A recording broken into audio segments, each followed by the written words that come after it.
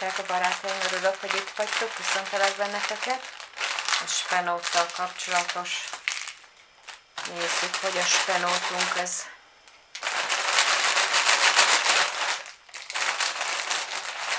spenót tisztítása lesz.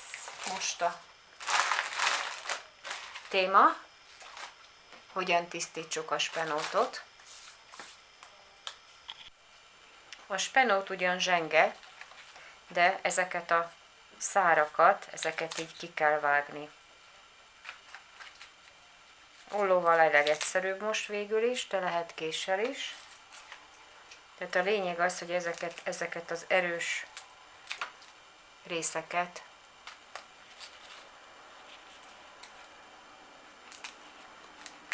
így, ezt ki kell vágni belőle. Mert mondhatjuk azt, hogy ez egy ilyen fás része.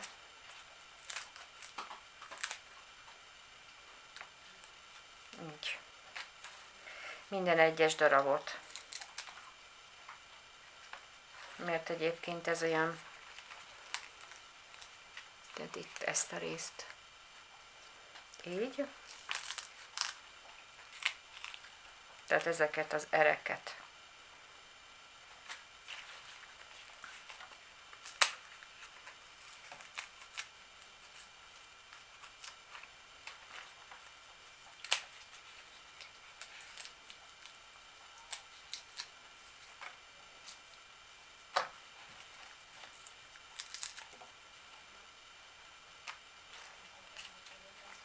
Na, még egyet-kettőt, és akkor ezt azért kell, mert egyébként olyan, mintha ilyen szálkák lesznek benne, és az nem annyira kellemes, amikor esszük.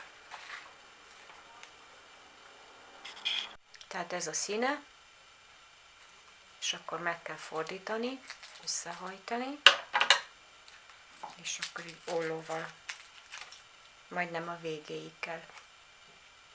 Így.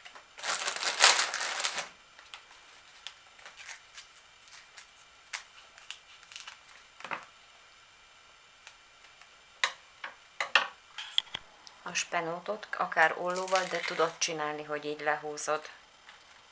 Megfogod, és ahol elmeddig engedi. Ez a lényeg az, hogy ezt a fás részt, vagy ezt az erős szár részt, ezt le tudod.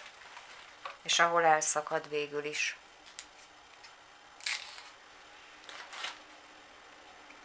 Így.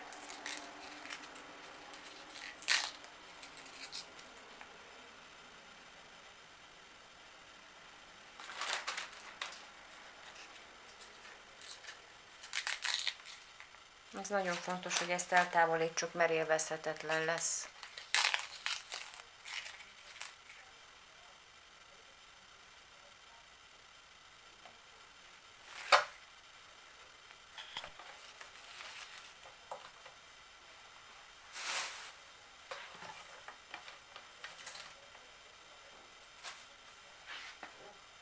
Megtisztított spenót.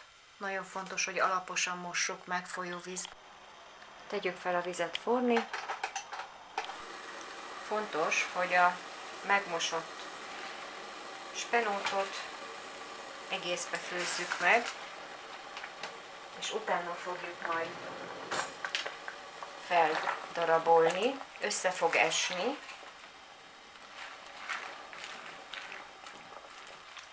Így.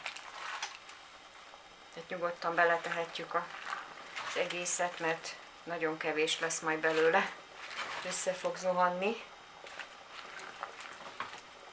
Így.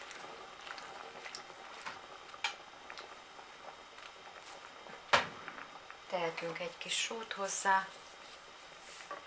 Így.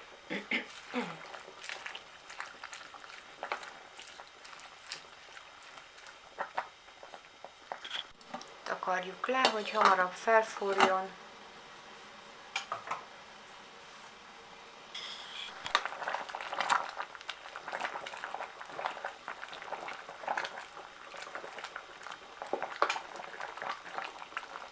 Annyira kell főzni, hogy szépen szét lehessen szűrjük majd le, kirakjuk egy deszkára,